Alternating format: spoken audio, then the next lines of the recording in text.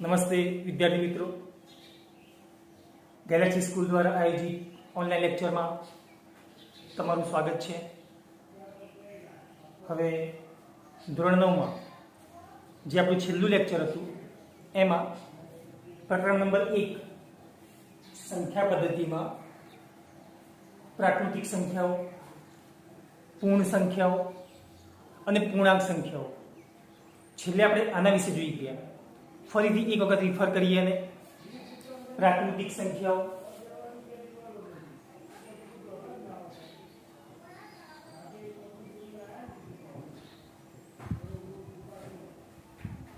એના પછી આપણે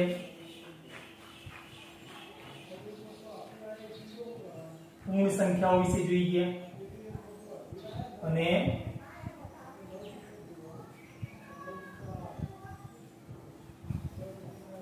પૂર્ણાંક સંખ્યાઓ વિશે જોઈ ગયા. તો એમાં ફરીથી આપણે યાદ કરીએ કે પ્રાકૃતિક સંખ્યાઓ કઈ કઈ હોય. તો 1 થી માંડીને અનંત સુધીની, 1 થી સ્ટાર્ટ કરીને અનંત સુધીની જે સંખ્યાઓ છે એને પ્રાકૃતિક સંખ્યાઓ કહેવામાં આવે. 1 2 3 ક્યાં સુધી? અનંત સુધી. અને આ જે સંખ્યાઓ છે એનો જે જથ્થો છે એને પ્રાકૃતિક સંખ્યાઓનો જથ્થો એક કહેવામાં આવે. આ જથ્થાને જો એક ગણની અંદર મૂકવામાં આવે અને જે ગણ બને એ પ્રાકૃતિક સંખ્યા ગણ n વડે દર્શાવવામાં આવે છે. આ જે જથ્થો છે આખો પ્રાકૃતિક સંખ્યાઓનો એને n વડે દર્શાવવામાં આવે છે. એના પછી પૂર્ણ સંખ્યાઓ વિશે આપણે જોઈ ગયા. તો પૂર્ણ સંખ્યાઓમાં કઈ કઈ સંખ્યાઓ આવશે?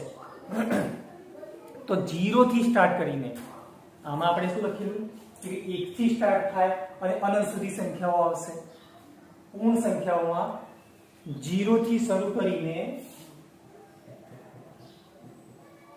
જે સંખ્યાઓ ચાલુ થતી હોય અને અનંત સુધી વિસ્તરેલી હોય, 0 થી માંડીને અનંત સુધીની જે સંખ્યાઓ છે એને પૂર્ણ સંખ્યાઓ કહેવામાં આવે છે.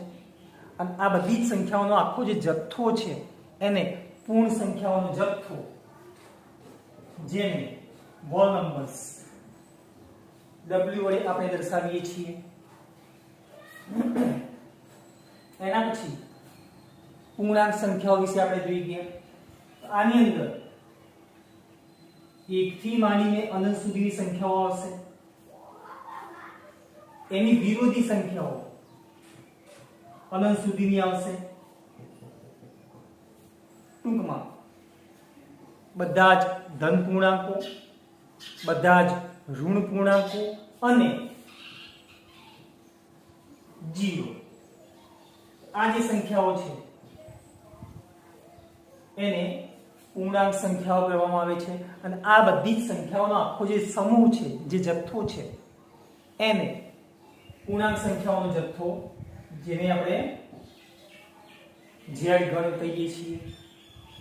તો આવા 3 ગણો વિશે આપણે જોઈ ગયા, n, w અને z. હવે આજનો જે નવો ટોપિક છે સમય સંખ્યા ગણ, એના વિશે આપણે જોવું છે. સમય સંખ્યાઓ ટૂંકમાં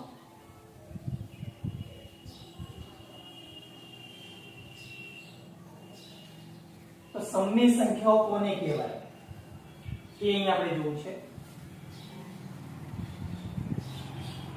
તો ગણ n, w અને z, આમાં આપણે જોયું કે કોઈ અપૂર્ણાંક સંખ્યાઓ નથી આવતી, બધી પૂર્ણાંક સંખ્યાઓ જ આવે છે. સમય સંખ્યાની અંદર, સમય સંખ્યાઓ જે છે એની અંદર એ બધી જે પૂર્ણાંક સંખ્યાઓ છે એ તો આવશે જ. એ સિવાય વધારાની અંદર અપૂર્ણાંક સંખ્યાઓ પણ આવે q ની અંદર, જે ગણ q છે એની અંદર. ટૂંકમાં p/q સ્વરૂપની અપૂર્ણાંક એટલે p/q સ્વરૂપ, જ્યાં આ q ની કિંમત છે is not equal to 0 હોય. q is not equal to 0. તો આવી p/q સ્વરૂપની જેટલી પણ સંખ્યાઓ છે એને સમય સંખ્યા કહેવામાં આવે, અપૂર્ણાંક સંખ્યાઓ કહેવામાં આવે.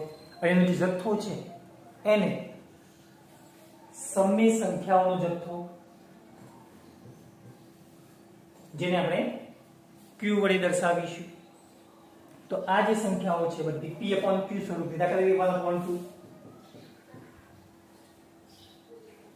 1 અને 2 ની વચ્ચે આવશે, અપૂર્ણાંક સંખ્યા છે. અહીંયા 5/2 પણ આપણે લખી શકીએ, સોરી અહીંયા 3/2, અહીંયા 0, અહીંયા 1/2, અહીંયા 5/2 3. તમે જોઈ શકો છો અહીંયા 0 અને 1 ની વચ્ચે 1/2 0.5 આવે, જેને આપણે 1/2 વડે દર્શાવી શકીએ. તો 1/2 એ p/q સ્વરૂપની સંખ્યા છે, સમય સંખ્યા કહેવાય. આને પણ સમય સંખ્યા કહેવાય. 5/2 એટલે 2.5, 2 અને 3 ની વચ્ચે આવશે. આવી અસંખ્ય સંખ્યાઓ હોય, કોઈ પણ બે પૂર્ણાંકોની વચ્ચે અસંખ્ય સમય સંખ્યાઓ હોય q ગણમાં. અહીંયા તો આપણે એક જ લખી છે ખાલી સમજવા માટે, પણ 2 અને 3 ની વચ્ચે આવી અહીંયા અસંખ્ય સંખ્યાઓ હશે. કેવી? ગણી ના શકાય એટલી અસંખ્ય સમય સંખ્યાઓ હશે. સમય સંખ્યાઓ એટલે કેવું સ્વરૂપ છે એનું? p/q સ્વરૂપ છે, જેમાં q ની કિંમત 0 નથી. કારણ કે જો q ની કિંમત 0 લેવામાં આવે છે એની અંદર તો પદ અવ્યાખ્યાયિત બની જાય. તો એટલા માટે એક કન્ડિશન છે એની. આ કન્ડિશનને આધારે p/q સ્વરૂપની જેટલી પણ સંખ્યાઓ બનશે એને સમય સંખ્યાઓ કહેવામાં આવે. અને એનો જે જથ્થો છે એને આપણે q વડે દર્શાવીશું. તો પોઈન્ટ લખો છે આપણે 4 નંબરનો, સમય સંખ્યાઓ.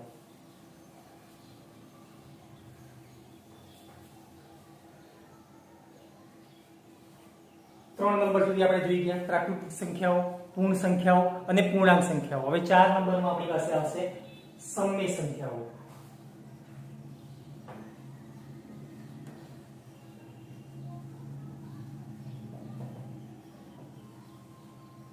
Rational numbers.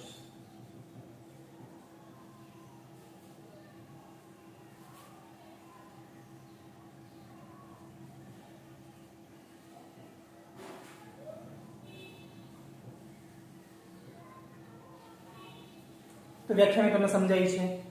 p/q સ્વરૂપની જેટલી પણ સંખ્યાઓ બનતી હોય કે જેમાં q ની કિંમત 0 ના હોય તો એવી સંખ્યાઓને સમય સંખ્યાઓ કહીશું. તો આપણે એની વ્યાખ્યા લખવી છે અહીંયા કે જો p અને q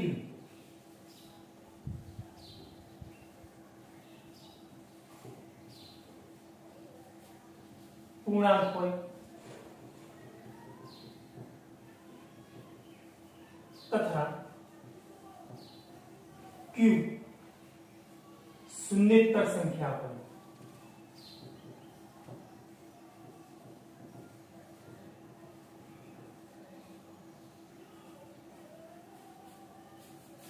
અહીંયા આપણે એક શબ્દ વાપર્યો છે શૂન્યેતર.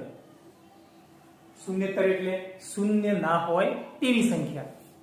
તો p અને q પૂર્ણાંક હોય અને q જે q ની કિંમત જેને આપણે છેદમાં લખવા છે એ q ની કિંમત 0 ના હોય અને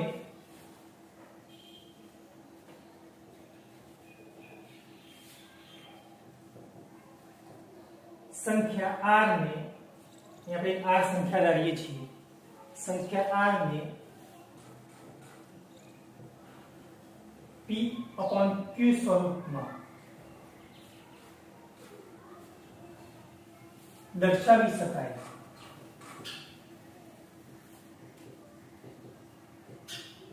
તો આ જે તમે r સંખ્યા ધારેલી છે એને સમય સંખ્યા કહેવામાં આવે છે. તો r ને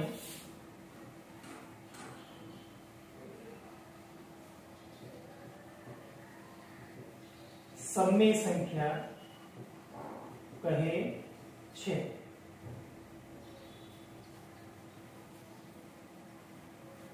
ટૂંકમાં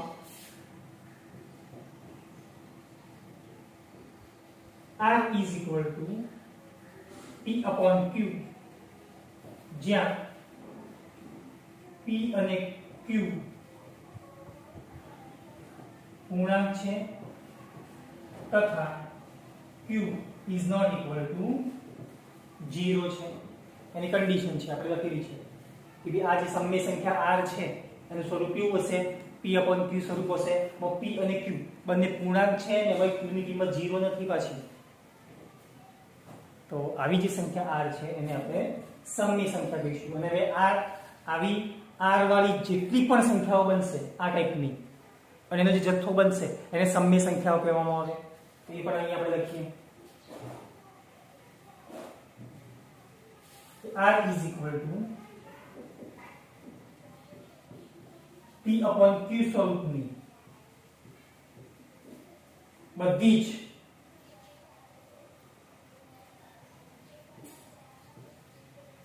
સંખ્યાઓના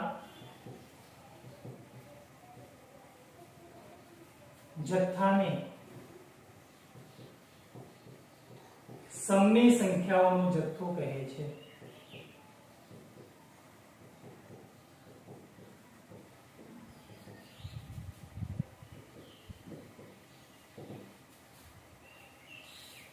જેને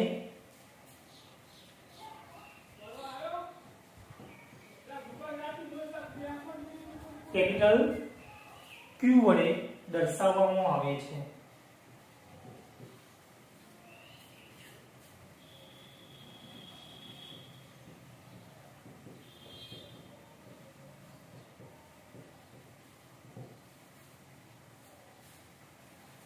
તો આ રીતે એનું સ્વરૂપ હોય છે સમય સંખ્યાનું. હવે થોડાક એના ગુણધર્મો પણ હશે. કેવું હોય તો સમય સંખ્યાનું સ્વરૂપ કેવું છે તો આપણે જોઈ ગયા છીએ. પણ આમાં p/q માં કેવું કેવું સ્વરૂપ હોઈ શકે, એના ગુણધર્મો કયા છે, પ્રોપર્ટીઝ કઈ છે એ આપણે જોવું છે. પછી આમાં આ જે સમય સંખ્યાઓ છે એ પણ અસંખ્ય છે. સંખ્યા રેખા પર જો દર્શાવવામાં આવે તો અસંખ્ય છે. તો અહીંયા આપણે લખી શકીએ છીએ. આપણે લખીએ એ ટોપિક અલગથી એરો આપીને લખીશું એને.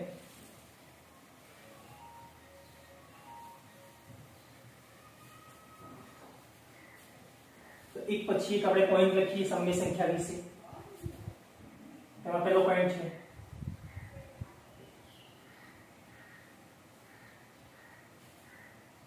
સમય સંખ્યાઓની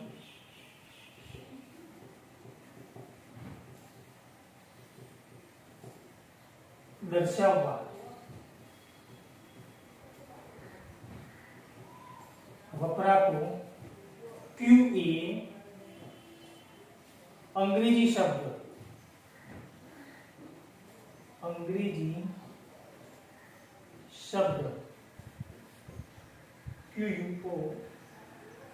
QUOTIENT અંગ્રેજી શબ્દ કોસેન્ટ પરથી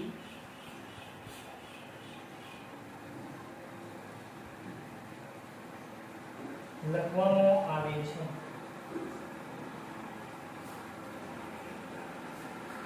જે આપણે Q વડે દર્શાવીએ છીએ સમય સંખ્યાઓને, તો એ Q ક્યાંથી આવે? તો એક અંગ્રેજી શબ્દ છે કોસેન્ટ, એના ઉપરથી એને દર્શાવવામાં આવે છે. બીજી પ્રોપર્ટી છે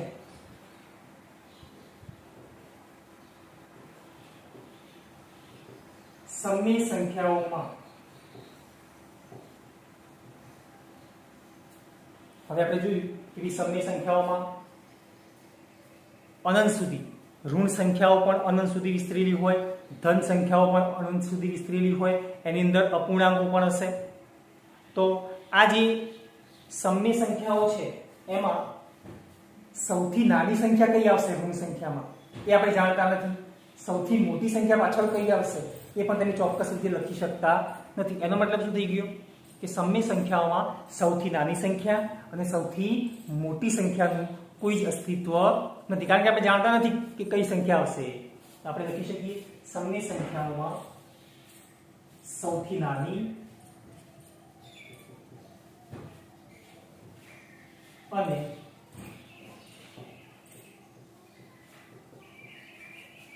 સૌથી મોટી સંખ્યાનું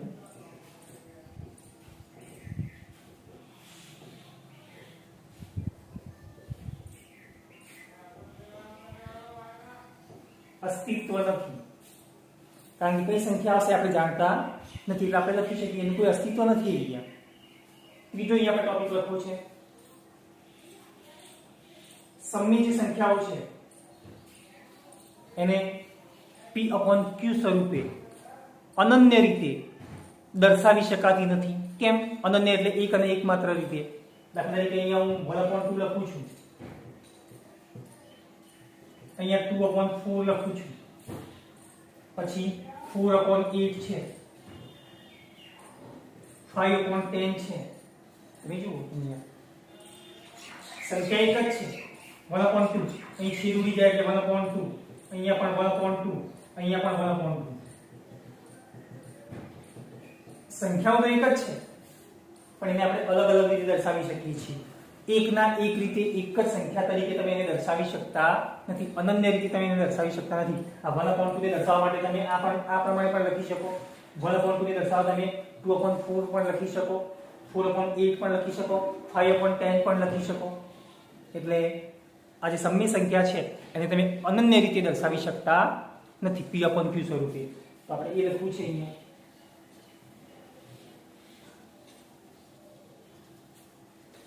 સમની સંખ્યાઓને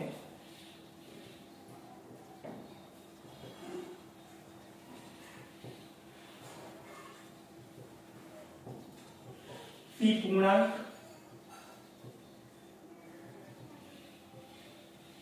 અને q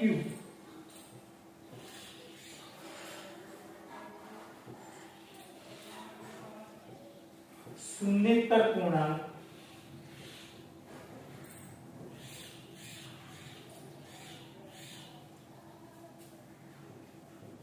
હોય તેવા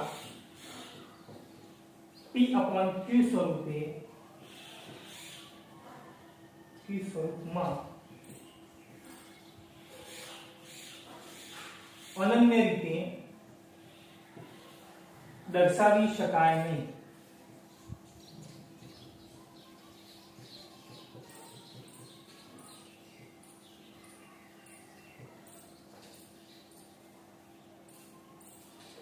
ઉદાહરણ આપવું હોય તો ત્યારે આપણે આપીએ એ પ્રમાણે.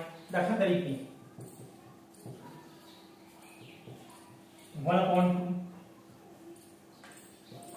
2/4 is equal to 1/2 થાય, 3/6 એટલે પણ 1/2 થાય, 4/8 એટલે પણ 1/2 થાય. બધી સંખ્યાઓ 1/2 જ છે પણ એને તમે અલગ અલગ રીતે ઘણી રીતે દર્શાવી શકો. કોઈ એક ફિક્સ રીતે દર્શાવી શકતા નથી, કોઈ એક જ રીતે એને દર્શાવી શકતા નથી. તો એની નીચે તમે આવા 4 ઉદાહરણ પણ આપી શકો.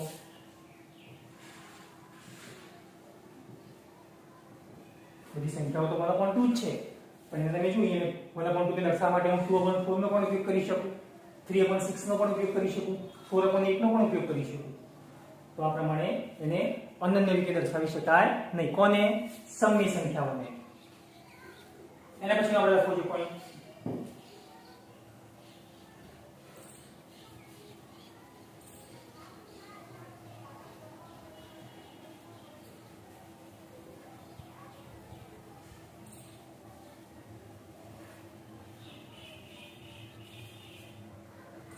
એના પછીનો ટોપિક છે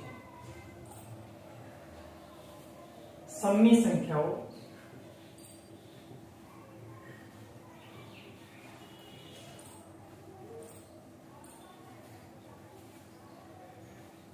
a અને b આપેલ હોય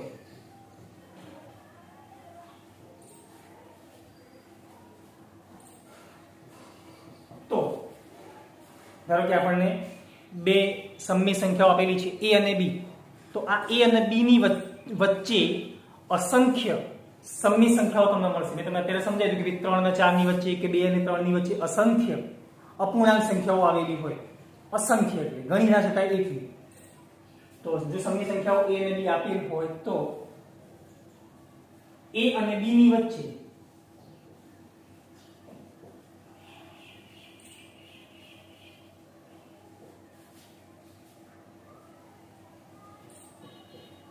અસંખ્ય સમની સંખ્યાઓ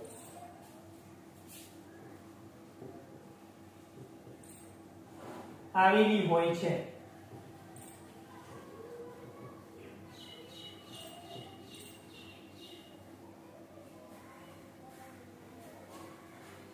એના પછી આપણે પ્રાકૃતિક સંખ્યાઓ વિશે જોઈ ગયા. તો આ જેટલી પણ પ્રાકૃતિક સંખ્યાઓ છે, ગણ n આખો જ, એ આખો ગણ n છે એ સમય સંખ્યાઓ છે. કેવી રીતે? અહીં આપણે જોઈએ ગણ n ની અંદર 1 2 3 4 5 6 7 આવી સંખ્યાઓ છે. કઈ ના હોય તો આની નીચે એક તો હોય જ. તમે જોઈ શકો છો અહીંયા કે આ જે ગણ n છે એને તમે p/q સ્વરૂપમાં દર્શાવી શકો છો. એમાં q ની કિંમત 0 નથી, છેદની અંદર કોઈ જગ્યાએ આપણે 0 મૂકેલા નથી.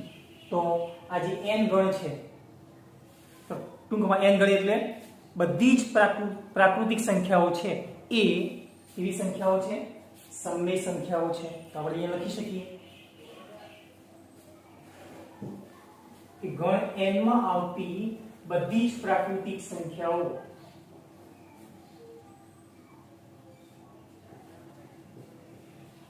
ગણ n માં આવતી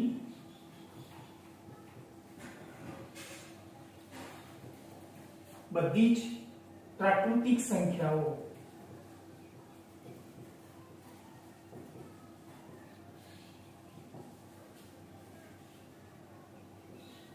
એ સમય સંખ્યાઓ છે.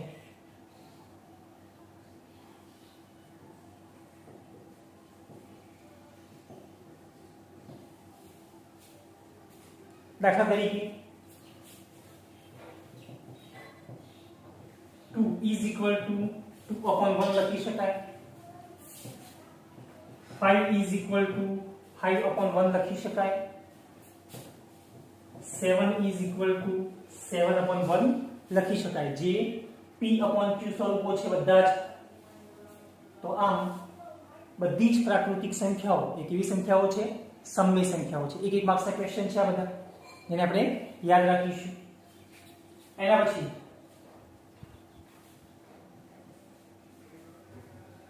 હવે આ જે સમય સંખ્યાઓ છે એનું જે દશાંશ સ્વરૂપ છે એ કેવું મળશે? શાંત મળશે કે અનંત મળશે? જેને આપણે એક્ઝામ્પલ પાછળ શીખવા છે. તો શાંત કોને કહેવાય અને અનંત કોને કહેવાય પહેલા આપણે સમજી લઈએ. શાંત, અનંત. તો શાંત એટલે કોઈ પણ સંખ્યાઓનો જથ્થો, કોઈ પણ સંખ્યાનો જો જથ્થો લખવામાં આવે તો એ અમુક સમય પછી અટકી જતો હોય, એની છેલ્લી સંખ્યાનું અસ્તિત્વ હોય. ધ્યાન આપજો અહીંયા. શાંત એટલે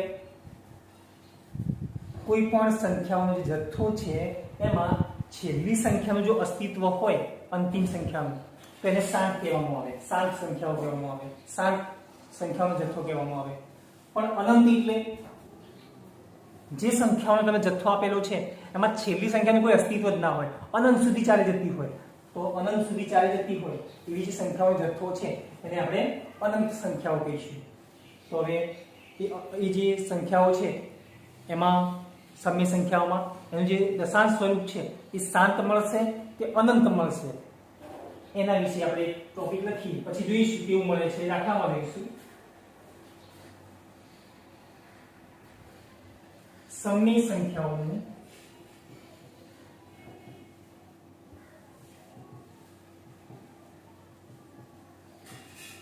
દશાંશ સ્વરૂપ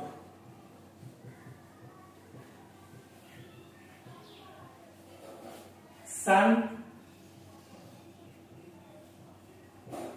અથવા શાંત એટલે અમુક સમય પછી અટકી જતી હોય સંખ્યાઓ, અથવા અનંત અને આવૃત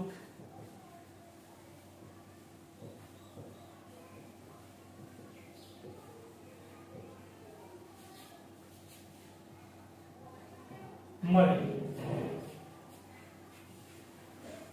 શબ્દ આપણે પછી જોઈશું. અનંત અને આવૃત એક્ઝામ્પલમાં જોઈ લઈશું આપણે. દાખલા તરીકે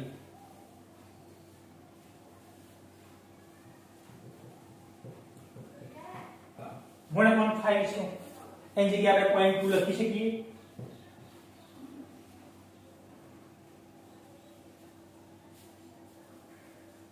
પછી બીજી પ્રકારની આપણે સંખ્યા લખી છે 2/3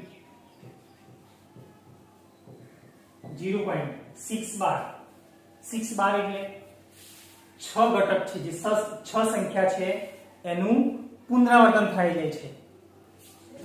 પુનરાવર્તન થતું હોય તો એની ઉપર આપણે અહીંયા 12 દર્શાવી છે. તમે જો અહીંયા આપણે જોઈએ 2/3 છે, અહીંયા ભાગ ચાલશે નહીં, અહીંયા આપણે 0 મૂકીશું, અહીંયા પોઈન્ટ આપીશું 3 6 18. ફરીથી અહીંયામાંથી 2 વધ્યા, ઉપરથી 0 ઉતારો, અહીંયા 3 6 18, ફરીથી 2 3 6 18. આ જે સંખ્યાઓ છે એ અનંત સુધી ચાલે છે, 6 6 6. અને જો અનંત સુધી ચાલતી હોય તો 6 ની ઉપર આપણે 12 લખી શકીએ, 12 વડે દર્શાવી શકીએ, તો 0.6 બાર ખ્યાલ આવી ગયો. તો અનંત અને આવૃત.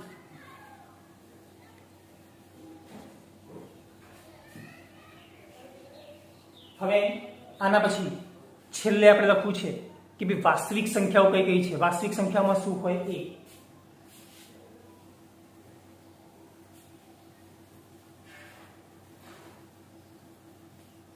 ને પછી આપણે એક્ઝામ્પલ સ્ટાર્ટ કરીશું ચેપ્ટરના.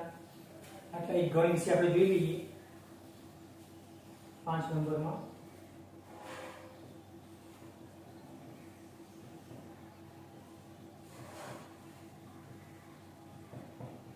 વાસ્તવિક સંખ્યાઓ, રિયલ નંબર્સ.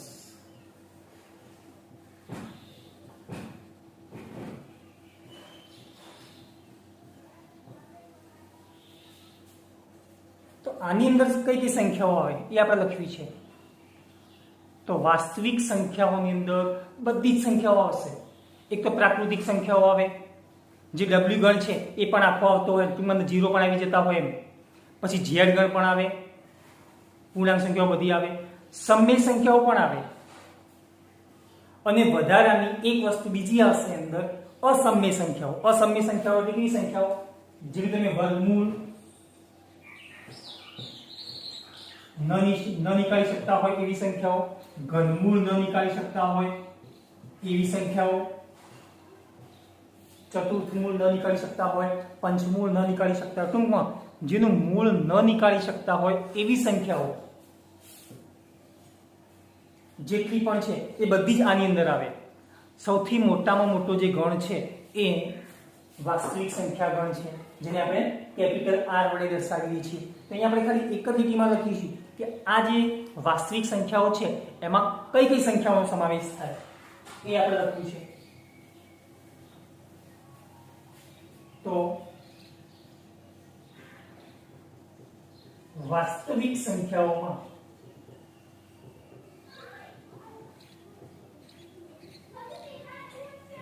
બધી જ પ્રાકૃતિક સંખ્યાઓ,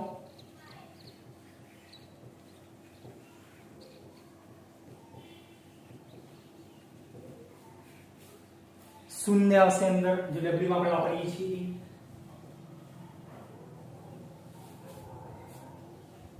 પછી પૂર્ણાંક સંખ્યાઓ બધી જ,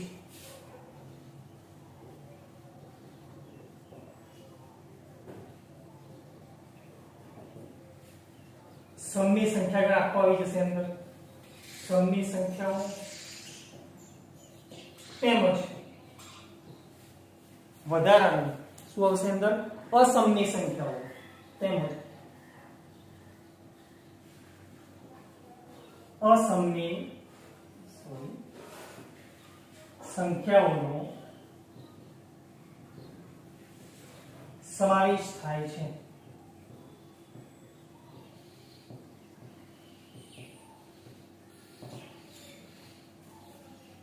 અને આ જે વાસ્તવિક સંખ્યાગણ છે એને કેપિટલ R વડે દર્શાવવામાં આવે છે. વાસ્તવિક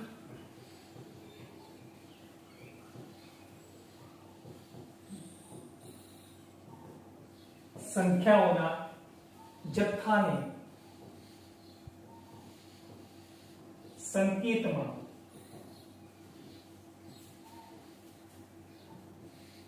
કેપિટલ R વડે દર્શાવવામાં આવે છે.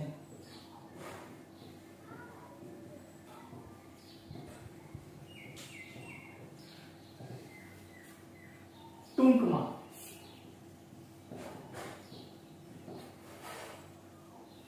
n is subset, w is subset, z is subset, q is subset, r. અહીંયા વચ્ચે એક i પણ આવે જેને આપણે અસમ્ય સંખ્યાઓ વિશે મેં તમને કહ્યું ફક્ત અસમ્ય સંખ્યાનો જથ્થો લેવામાં આવે તો એવી જે સંખ્યાઓ છે એના જથ્થાને આપણે i વડે પણ દર્શાવી શકીએ. ઇરેશનલ નંબર છે એ આપણે પછી જોઈશું, અત્યારે આપણે જરૂર નથી. અત્યારે આપણે આટલી જરૂર છે.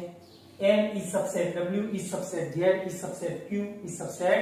આ ટૂંકમાં આનો મતલબ શું થઈ ગયો? n ગણ છે એ આખો w માં સમાઈ જાય છે. w ની અંદર આખો n ગણ આવી જશે, z ની અંદર આખો w ગણ આવી જાય, q ની અંદર આખો z ગણ આવી જાય, અને q ગણ એ પાછો શેમાં આવી જાય? r ગણ ની અંદર આખો નાખો સમાઈ જાય. તો ટૂંકમાં સૌથી મોટામાં મોટો ગણ વાસ્તવિક સંખ્યા ગણ r છે. અને આ બધા જ ગણો એના શું છે? ઉપગણો છે. ઉપગણ એટલે એની અંદર સમય જતા હોય એવા ગણ. તો વાસ્તવિક સંખ્યાઓ વિશે આપણે અહીંયા જોઈ ગયા. હવે આના પછી એક્ઝામ્પલ્સ આવશે એ આપણે પછી લેવા છે. તો આજનું તમારું જે હોમવર્ક છે એ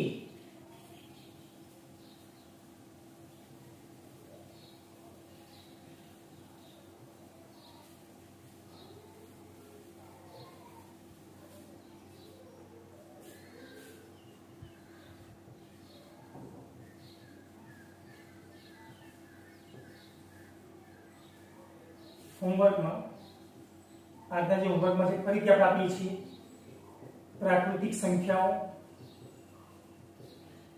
આજે તમારે જે ચાલ્યું છે બંને સમય સંખ્યાઓ અને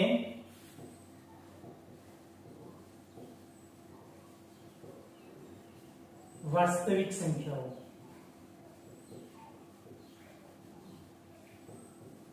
એ મેઇન નોટબુકમાં એક વખત લખવાનું છે. એ સિવાય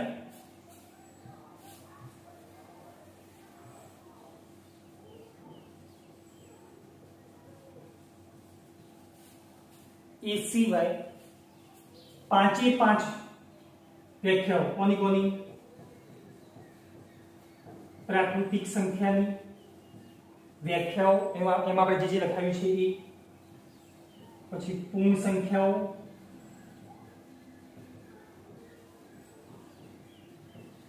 પૂર્ણાંક સંખ્યાઓ,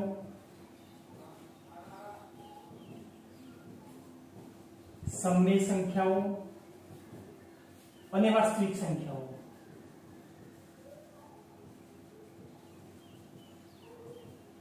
પાંચે પાંચ વિશે રફની અંદર 3 વખત લખીને તૈયાર કરવાનું રહેશે. આ જે છે એ તમારું આજનું હોમવર્ક છે. હવે આના પછી એક્ઝામ્પલ્સ ઉદાહરણ આપણે લેવા છે જે આપણું નેક્સ્ટ લેક્ચર આવશે એની અંદર આપણે લઈશું. Thank you.